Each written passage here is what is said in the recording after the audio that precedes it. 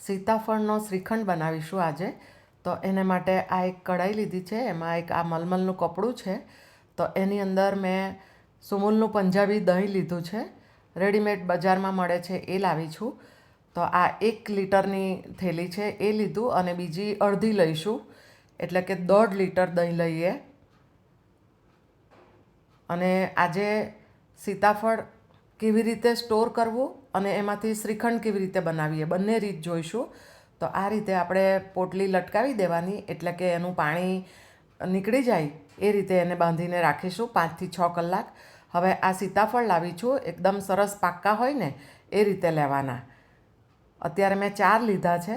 તો ચમચા વડે આ રીતે એનો અંદરનો પલ્પ કાઢી લઈશું, અને નીચે મેં પૂરી તળવાની જારી રાખી છે. તો એની અંદર આપણે આ પલ્પને બિયા રાખીશું. સીતાફળની ફૂલ સિઝન ચાલતી હોય ત્યારે તમે સીતાફળ લઈ આવીને આ રીતે પલ્પને સ્ટોર કરી લો, તો એમાંથી સીતાફળનો આઈસ્ક્રીમ, સીતાફળ રબડી, સીતાફળ શ્રીખંડ વગેરે કંઈ પણ બનાવી શકો. તો આ બીટર વડે આપણે એને ફેરવીશું, એટલે એના બિયા અલગ થઈ જશે અને પલ્પ, મોટે ભાગેનો પલ્પ નીચે જતો રહેશે.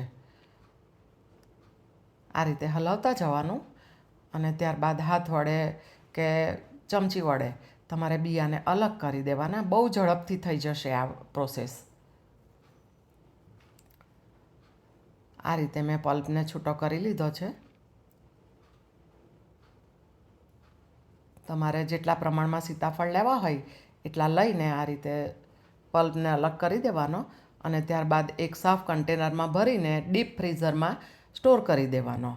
તો હવે આમાંથી આપણે શ્રીખંડ બનાવીશું. તો આપણે જે દહીં લટકાવ્યું હતું તો એનું સરસ પાણી નીતરી ગયું છે, જુઓ. અને શ્રીખંડ માટે સરસ મસ્કો તૈયાર થઈ ગયો છે. અને હવે એની અંદર ખાંડ ઉમેરીશું. તો હું દળેલી ખાંડ લઉં છું 1 વાટકી, અને બીજી પા વાટકી જેટલી લીધી છે, એટલે કે સવા વાટકી. અને સારી રીતે મિક્સ કરીએ.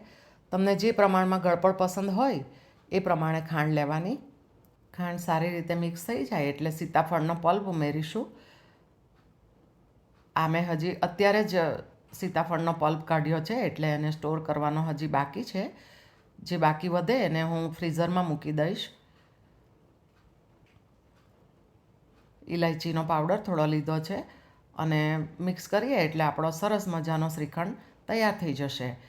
અને જુઓ, ચમચાની નીચે પડી પણ નથી જતો, એટલે પરફેક્ટ આપણો સીતાફળનો શ્રીખંડ રેડી થઈ ગયો. અને થઈ ગયા બાદ એને 2 કલાક ફ્રીઝમાં રાખીશું, ત્યારબાદ ખાઈ શકાય.